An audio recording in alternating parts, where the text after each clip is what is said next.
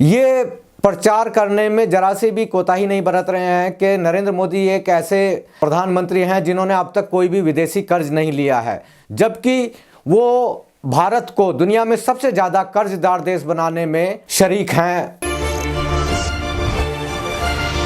नमस्कार दोस्तों, लोकतंत्र में आप सभी का एक बार फिर से बहुत बहुत स्वागत है। और आज मैं आपको ऐसी सच्चाई बताने जा रहा हूं जिसे सुनकर आप दंग रह जाएंगे। दोस्तों, सच्चाई ये है कि नरेंद्र मोदी ने यानी भाजपा सरकार ने पिछले 6 सालों के अंदर अंदर भारत को पूरे विश्व में सबसे ज़्यादा कर्ज लेने वाला देश बनाकर रख दिया है। नरेंद्र मोदी जी ने international monetary fund, world bank, Asian development bank और इस तरह की बहुत सारी संस्थाएं हैं जिनसे लगातार मोटी मोटी रकमों का एक लोन ले लिया है। और ये लोन, आप इस बात को जानकर ज़्यादा हैरान हो जाएंगे कि ये जो लोन लिया गया है किन योजनाओं के नाम पर लिया, किस काम के नाम पर लिया, वो काम दरअसल होते हुए दिखाई भी नहीं दे रहे हैं। तो फिर ये लोन जाता कहाँ है? जो इतना पैसा, इतना हजारों करोड़ का लोन, यानी मैं आपको एक बात बता देता हूं कि 1991 में लगभग भारत के ऊपर 85 बिलियन डॉलर विदेशी कर्ज था, जो कि नरेंद्र मोदी जी के टाइम में आते आते आते और इनके पिछले 6 साल के कार्यक्रम में इन्होंने इस लोन को 564 बिलियन डॉलर कर दिया है।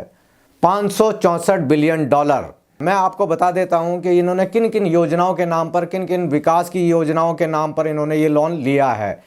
नरेंद्र मोदी जी ने 23 जनवरी 2018 को उत्तराखंड में जल आपूर्ति के नाम पर 120 मिलियन डॉलर लोन लिए। फिर 31 जनवरी 2018 को तमिलनाडु के गांव में हालात सुधारने के लिए 100 मिलियन डॉलर लिया। 24 अप्रैल 2018 को मध्य प्रदेश के गांवों की सड़कें दुरुस्त करने के लिए 210 मिलियन डॉलर लिया। अप्रैल 2018 को दवाई बनाने व गुणवत्ता में सुधार हेतु 125 मिलियन डॉलर लोन लिया।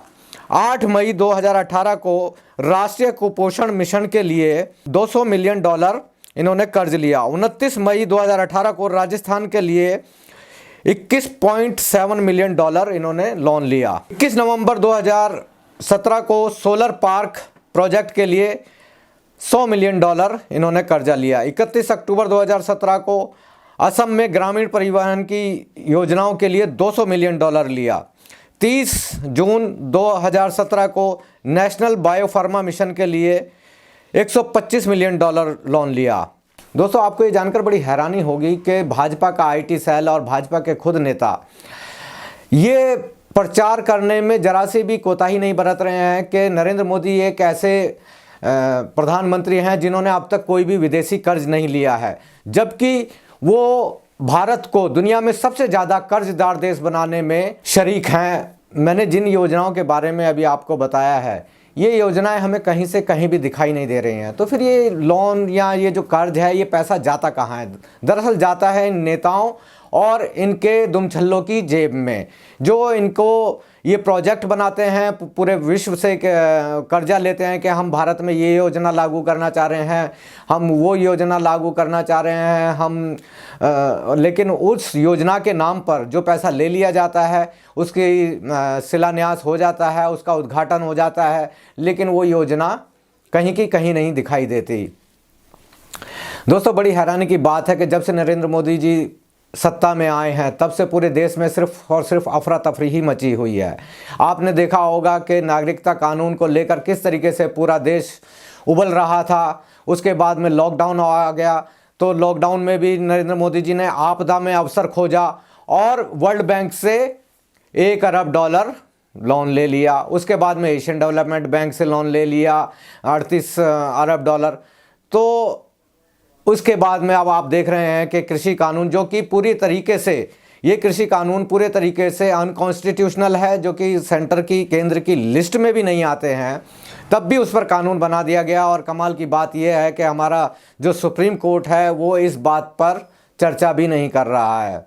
दोस्तों, नरेंद्र मोदी ने आकर कहा था कि मैं चौकीदार हूँ। अब गलती तो हमारे इसकी पूरे देश की है, हम लोगों की है कि हम ये बात नहीं पूछ पाए कि आप चौकीदार किसके हैं। हमारे तो नहीं निकले। अब आपको समझना है कि ये चौकीदार किसके हैं, किसके लिए निगरानी रख रहे हैं, किसके लिए इतना कार्यक्रम चला रहे हैं, किसके लिए ये काम कर रहे हैं।